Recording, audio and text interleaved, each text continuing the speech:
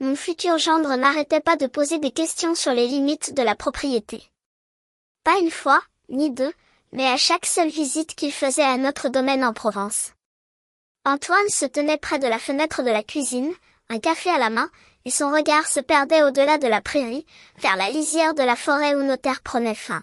« Où est-ce que votre propriété s'arrête exactement, Robert ?» demandait-il d'un air désinvolte, comme pour meubler la conversation. La première fois, je n'y ai pas prêté attention. La deuxième, je me suis dit qu'il était simplement curieux de la vie à la campagne. À la cinquième fois, une sensation désagréable s'est nouée dans mon ventre. Claire, ma fille, balayait mes doutes d'un rire. Il s'intéresse juste à la vie ici, papa. Qui sait comment sont les citadins? Mais j'avais passé 40 ans comme ingénieur avant de prendre ma retraite. J'avais appris à repérer les schémas répétitifs, et celui d'Antoine devenait de plus en plus clair. J'ai rencontré Antoine il y a 6 mois, quand Claire nous l'a présenté pour Noël. 33 ans, une apparence soignée, conseiller en gestion de patrimoine à Marseille. Il disait tout ce qu'il fallait, complimentait la cuisine de ma femme, Hélène, posait des questions pertinentes sur notre vie au domaine. Il semblait parfait, peut-être trop parfait. Hélène est décédée il y a 3 ans, un cancer l'a emportée rapidement, et je me suis soudain retrouvée seule dans cette grande bastide sur les 85 hectares que nous avions achetés il y a 30 ans pour une bouchée de pain. À l'époque, ce n'était que de la garrigue. Maintenant, avec l'expansion urbaine de la région, les promoteurs immobiliers tournaient autour comme des vautours. J'avais reçu des offres conséquentes. Mais c'était le rêve d'Hélène. Je ne pouvais pas vendre son rêve. Claire comprenait cela. Elle avait grandi ici, aidé sa mère à planter le jardin qui, désormais, explosait de fleurs sauvages chaque printemps.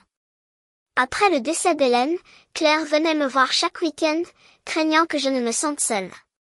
Quand elle a rencontré Antoine lors d'un événement professionnel et qu'ils ont commencé à sortir ensemble, j'étais heureux pour elle. Elle méritait quelqu'un de bien après le désastre avec son ex-petite amie. Les fiançailles sont arrivées vite.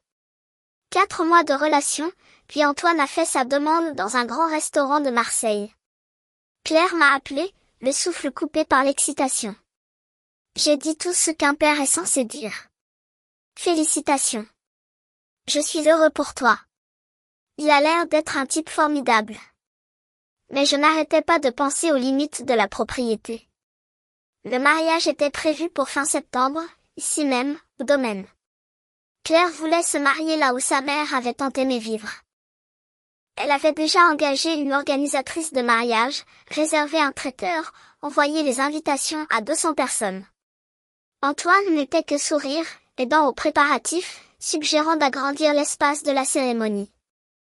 Vous savez, Robert, m'a-t-il dit un samedi de juillet, on pourrait vraiment ouvrir cet espace si on coupait ces arbres le long de la bordure ouest. Ces arbres marquent la limite de la propriété, ai-je répondu. Exact. Mais jusqu'où s'étendent réellement vos terres? Et voilà, ça revenait. Ce soir-là, après le départ d'Antoine et de Claire, je me suis assis dans mon bureau et j'ai sorti le titre de propriété. 85 hectares, acheté en 1994 pour une somme dérisoire. Hélène et moi avions économisé sou après sou pendant des années pour nous l'offrir. Aujourd'hui, le domaine valait plus de 4 millions d'euros, peut-être plus, avec les droits à construire. Je n'avais jamais dit à Claire sa valeur exacte. Elle savait que nous étions propriétaires sans aucun crédit, que j'avais une retraite confortable, mais elle ne savait rien de mes brevets. Au cours de ma carrière d'ingénieur, j'avais inventé un petit composant utilisé dans les systèmes de réfrigération industrielle. Rien de prestigieux, mais les redevances tombaient depuis 25 ans. Entre ça et des investissements judicieux, mon patrimoine s'élevait à un peu plus de 8 millions d'euros. Le domaine n'était que la partie visible. Le reste dormait tranquillement sur des comptes dont Claire ne m'avait jamais parlé.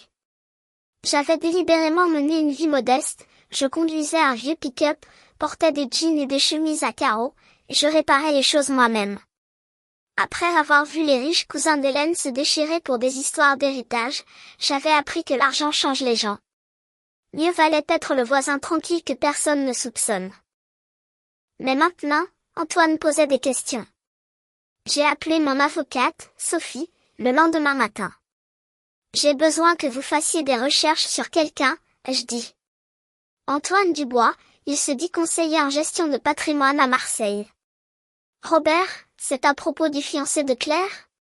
Juste une précaution. Sophie a soupiré.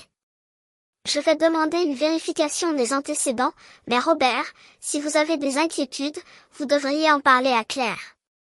Pas encore. Je me trompe peut-être. Mais je ne me trompais pas.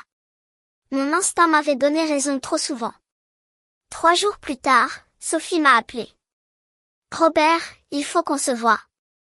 Pas au téléphone. Je me suis rendue à son cabinet à Aix-en-Provence. Elle a fermé la porte et m'a tendu un dossier. Antoine Dubois est exactement qui il prétend être. Conseiller en investissement agréé. Travaille pour le groupe financier Cordel. Casier vierge. Pas d'antécédent judiciaire. Mais, a-t-elle poursuivi en sortant un autre document. J'ai demandé à notre enquêteur de creuser un peu plus. Antoine a été fiancé 2 fois auparavant. Les 2 fois, à des femmes issues de familles fortunées. Les 2 fiançailles ont pris fin brusquement, juste après qu'il ait eu accès à des informations financières familiales.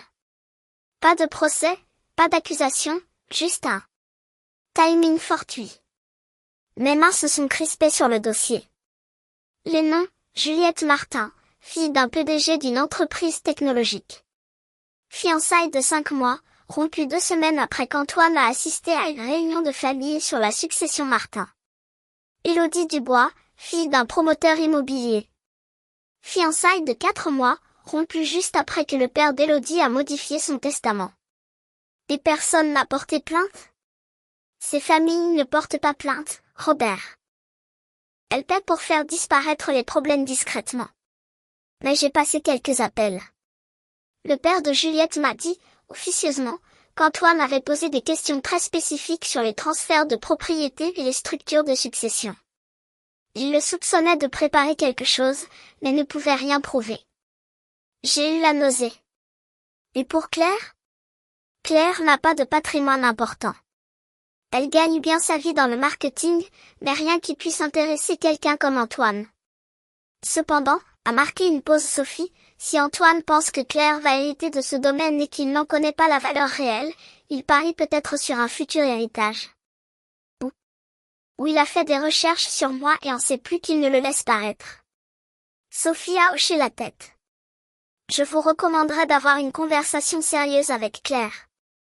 Mais je ne pouvais pas. Pas sans preuve. Claire était si heureuse, si excitée par le mariage. Et si je me trompais? Si je détruisais sa relation à cause de ma paranoïa? J'avais besoin d'être sûre. Ce week-end-là, Antoine est passé pour aider à l'installation de quelques éléments pour le mariage. Il a garé son Audi dans l'allée et s'est approché de la terrasse où j'étais assis. Robert, vous avez 1 minute? Je voulais vous parler de quelque chose. Bien sûr. Il s'est assis, l'air empreint d'une sincère préoccupation. Écoutez, je sais que c'est peut-être un sujet sensible, mais Claire et moi avons parlé de notre avenir, des finances, de la planification, toutes ces choses d'adultes responsables. Il a ri.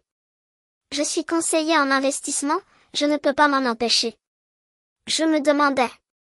Avez-vous pensé à votre planification successorale, à vous assurer que tout est bien en place pour Claire?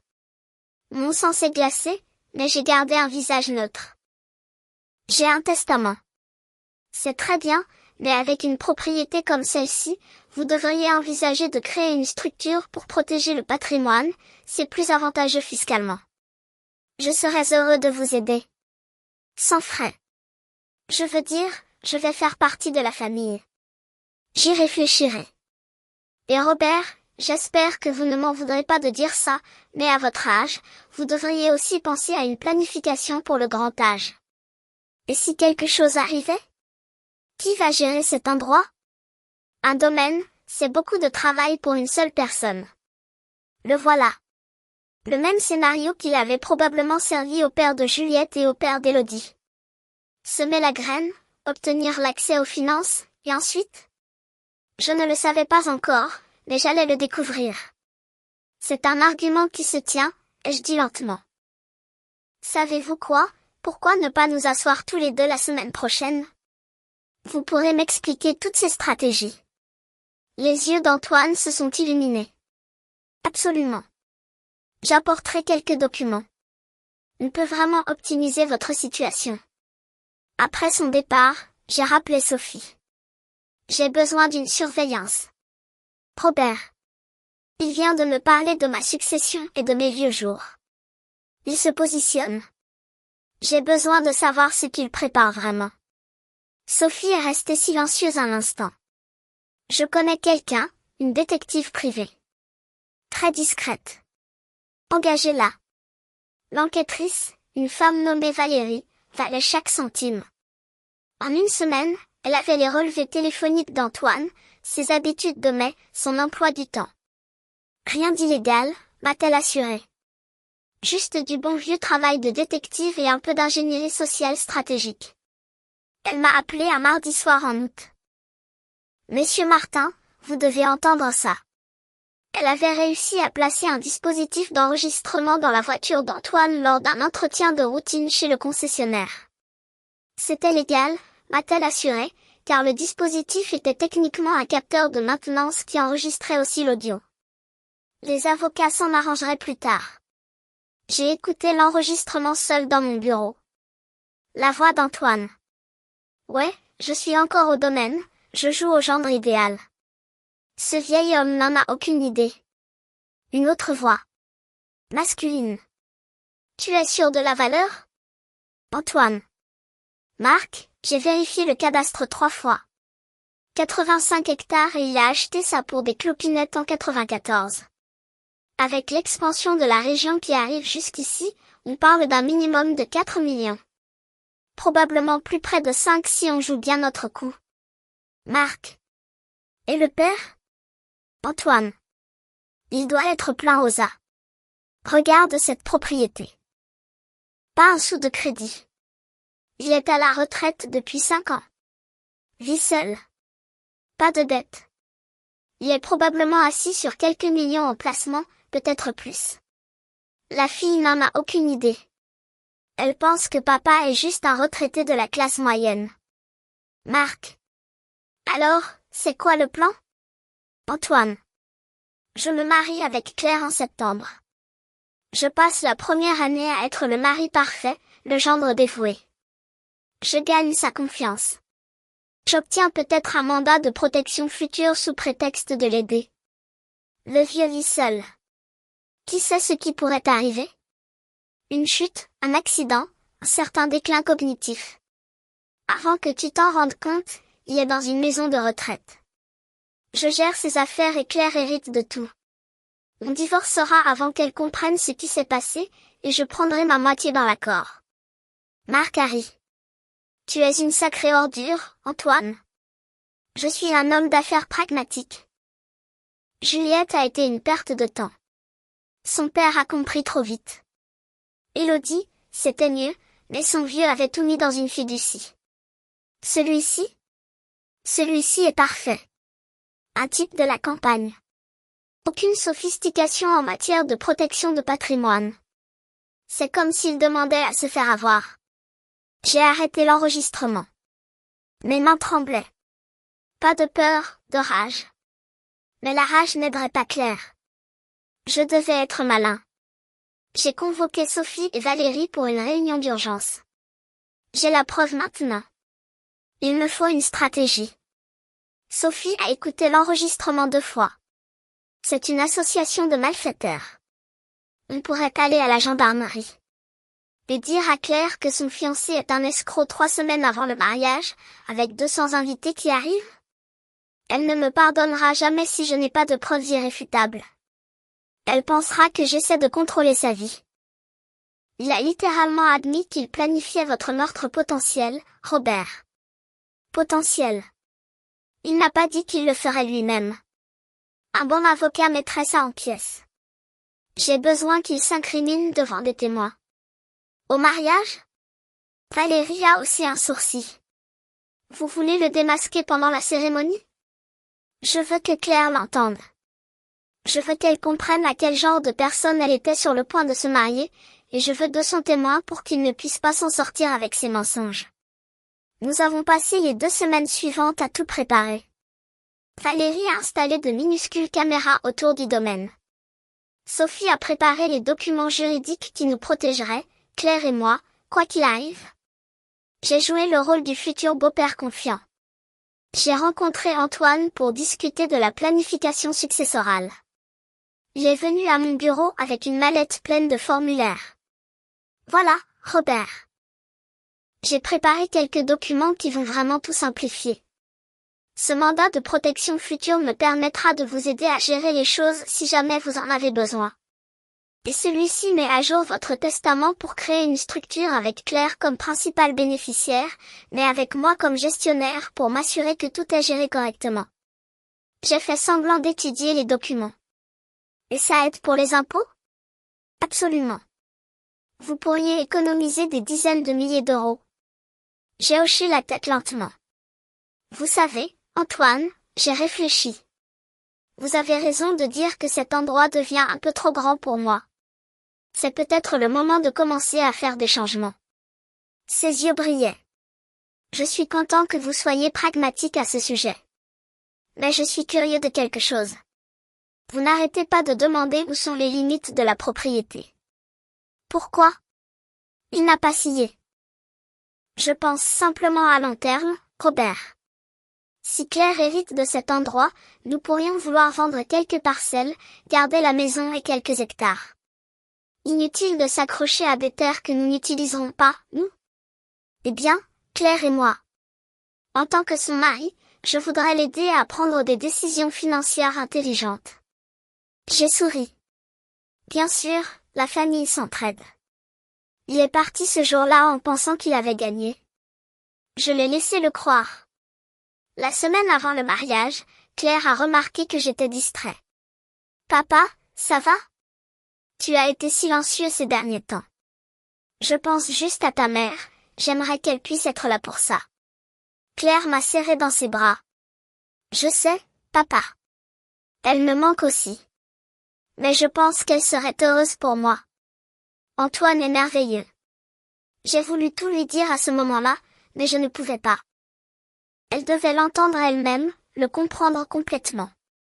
Sinon, elle se demanderait toujours si je n'avais pas manipulé la situation. J'en suis sûre, ai-je dit, me détestant pour ce mensonge. La veille du mariage, Marc, l'ami d'Antoine, est arrivé. Je l'ai reconnu grâce aux photos de surveillance de Valérie. Il logeait dans un hôtel en ville, censé être le témoin d'Antoine. Je les ai observés au dîner de répétition, riant ensemble, confiants. Antoine a porté un toast. À Robert, qui m'a accueilli dans sa famille, et à Claire, qui a fait de moi l'homme le plus chanceux du monde. Demain sera parfait. Tout le monde a applaudi. J'ai levé mon verre et j'ai souri. Le jour du mariage était parfait. Une météo provençale idéale, un soleil de septembre, les feuilles des platanes virant au doré, les alpilles se découpant sur le ciel bleu. Hélène aurait adoré. Les invités remplissaient les chaises pliantes sur notre pelouse. L'arche sur laquelle Claire avait insisté était décorée de fleurs de fin d'été. J'ai accompagné Claire jusqu'à l'hôtel improvisé, son bras dans le mien, les perles de sa mère à son cou. Elle avait l'air si heureuse. Ça me brisait le cœur de savoir ce qui allait arriver.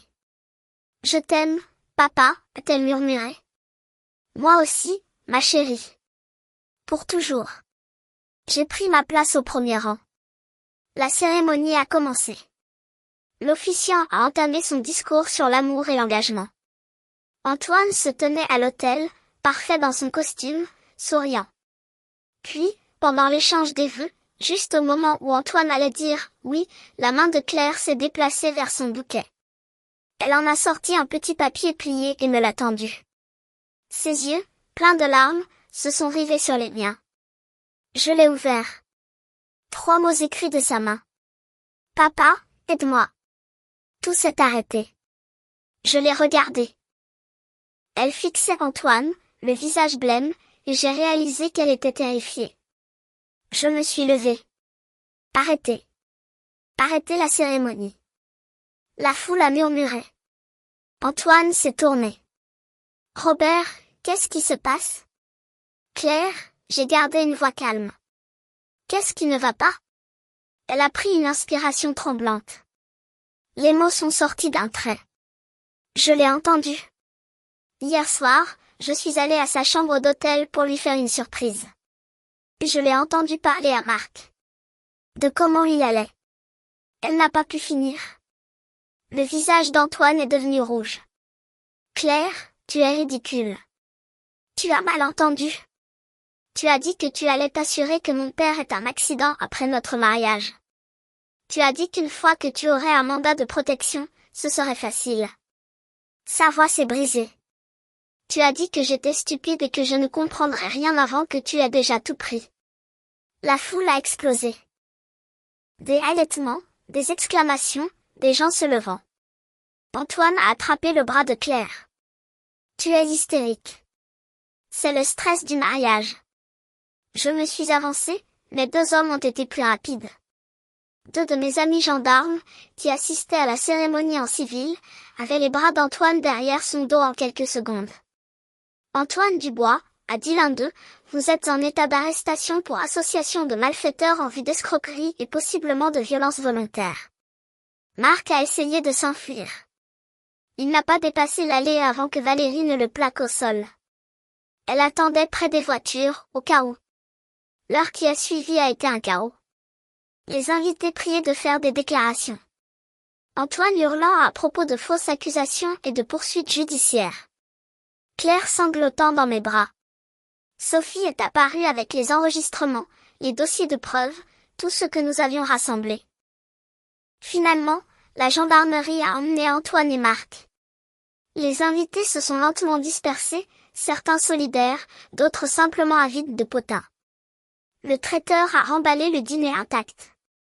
Claire et moi nous sommes assis sur les marches de la terrasse, toujours dans nos tenues de mariage, regardant le soleil descendre vers les montagnes.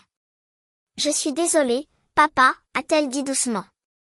J'aurais dû te le dire plus tôt. Je sais depuis 2 jours. Je les ai entendus parler et je suis restée paralysée. Je ne voulais pas que ce soit vrai. Je n'arrêtais pas de penser que j'avais peut-être mal compris. Qu'il y avait peut-être une explication. Alors tu as continué tous les préparatifs et tu allais l'épouser et tu m'as donné ce mot à la dernière seconde possible. Pourquoi, Claire? Elle a essuyé ses larmes. Parce que j'avais peur. Et si je me trompais? Si je gâchais mon propre mariage sur un malentendu? Mais ensuite, en étant là, sur le point de dire oui, j'ai réalisé que je ne pouvais pas. Je ne pouvais pas épouser quelqu'un en qui je n'avais pas confiance. Alors, j'ai écrit le mot et j'ai prié pour que tu comprennes. Je lui ai passé le bras autour des épaules. J'ai compris. Je comprends depuis des mois. Tu savais? Je me doutais. J'ai fait enquêter sur lui. J'ai des enregistrements de lui et Marc planifiant tout ça. J'allais le démasquer aujourd'hui, même si tu ne m'avais pas donné ce mot. Claire m'a dévisagé. Pourquoi ne me l'as-tu pas dit? Parce que tu ne m'aurais pas cru. Tu aurais pensé que j'étais un père contrôlant qui ne faisait pas confiance à ton jugement. Tu avais besoin de le découvrir par toi-même. D'arriver à ta propre conclusion. J'étais juste là pour te soutenir quand tu l'as fait. Elle a posé sa tête sur mon épaule. Je me sens tellement stupide. Tu n'es pas stupide. Tu es quelqu'un qui croit au meilleur chez les gens. C'est une belle qualité. Même quand les gens ne le méritent pas. Antoine est un escroc professionnel. Il a trompé des femmes et des familles avant toi. Tu n'es pas la première et probablement pas la dernière. Qu'est-ce qui va se passer maintenant? Maintenant, le procureur de la République va examiner les preuves. Antoine et Marc seront probablement inculpés pour escroquerie en bande organisée. Tu donneras ta déposition. Nous nous occuperons d'annuler les cadeaux de mariage et de nous excuser auprès des invités. La vie continue. Nous sommes restés assis en silence un moment. Puis Claire a demandé, « Papa, à quel point es-tu riche ?» J'ai ri. Pourquoi veux-tu savoir? Parce qu'Antoine n'arrêtait pas de dire que tu étais plein aux as. J'ai toujours pensé que nous étions à l'aise, mais normaux. Maintenant, je me demande ce que j'ignore.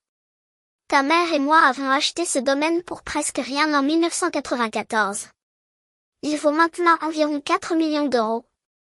Je détiens aussi plusieurs brevets de mon travail d'ingénieur qui me rapportent des redevances, et j'ai investi prudemment pendant 30 ans.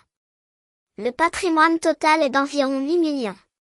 La mâchoire de Claire est tombée. 8 millions et tu conduis ce vieux pick-up et tu portes des vêtements de chez Carrefour? L'argent ne m'impressionne pas, Claire. Ta mère et moi avons grandi sans beaucoup de moyens. Nous savions ce que l'argent pouvait faire aux familles, comment il pouvait empoisonner les relations. Nous avons décidé de vivre modestement, de profiter de ce que nous avions, et de ne pas faire de la richesse notre identité. Je voulais que tu grandisses normalement, pas comme une enfant de riche qui se croyait meilleure que tout le monde. Et ton héritage est déjà dans une structure qui prendra effet à ma mort. Tu seras à l'aise, mais c'est conçu de manière à ce qu'aucun conjoint ne puisse y toucher sans ton consentement explicite. J'ai mis ça en place il y a des années, après avoir vu le divorce de ta tante. Je voulais te protéger. Elle est restée silencieuse un long moment. Puis elle a dit, j'aimerais que maman soit là. Moi aussi, ma chérie. Moi aussi. 3 mois plus tard, Antoine et Marc ont été inculpés d'escroquerie en bande organisée et de tentative d'abus de faiblesse. Antoine a plaidé coupable, 5 ans de sursis avec mise à l'épreuve, le remboursement intégral de nos frais d'enquête et une interdiction permanente de travailler dans les services financiers. Marc a écopé de 2 ans pour son rôle. Claire est revenue vivre au domaine pendant un certain temps, pour se reconstruire. Elle a suivi une thérapie, a fait face à la trahison, et s'est lentement relevée. Elle a fini par fréquenter quelqu'un d'autre, mais elle était plus prudente maintenant, plus triste, mais plus sage. Quant à moi, je suis toujours ici, dans la Bastide, conduisant toujours ce vieux pick-up, portant toujours mes chemises à carreaux, mais j'ai fait un changement. J'ai fait agrandir le jardin d'Hélène, planter de nouvelles roses, ajouter un banc en pierre avec son nom gravé dessus. Parfois, Claire et moi nous y asseyons le soir, à regarder le coucher du soleil, et je lui raconte des histoires sur sa mère, sur cette femme qui croyait qu'il valait mieux acheter des terres que des voitures de luxe, planter des jardins plutôt que d'exhiber des bijoux, construire une vie plutôt que de soigner une image. Papa, m'a dit Claire un soir, est-ce que tu regrettes de ne pas avoir été plus transparent sur l'argent? Si j'avais su, j'aurais peut-être été plus méfiante envers Antoine dès le début. Peut-être. Ou peut-être que tu aurais attiré plus d'Antoine, te demandant si tous ceux qui s'intéressaient à toi n'en voulaient pas à ton héritage. De la façon dont nous avons fait les choses, tu as pu être toi-même. Tu as pu faire tes propres choix. Et quand les choses ont mal tourné, tu as eu la force de demander de l'aide. Ça vaut plus que n'importe quelle somme d'argent. Elle s'est appuyée contre moi. Je t'aime, papa. Je t'aime aussi, ma chérie. Le soleil a disparu derrière les montagnes, peignant le ciel d'orange et de violet. Quelque part dans la prairie, un oiseau a chanté. Le jardin d'Hélène s'épanouissait, sauvage et magnifique, exactement comme elle l'aurait voulu. L'argent ne peut pas acheter des moments comme celui-ci, mais il peut acheter la sécurité pour en profiter sans crainte. C'est la vraie valeur de la richesse. Pas ce qu'elle montre, mais ce qu'elle protège. Et je protégerai ma fille avec chaque euro que je possédais, aussi longtemps que je vivrai.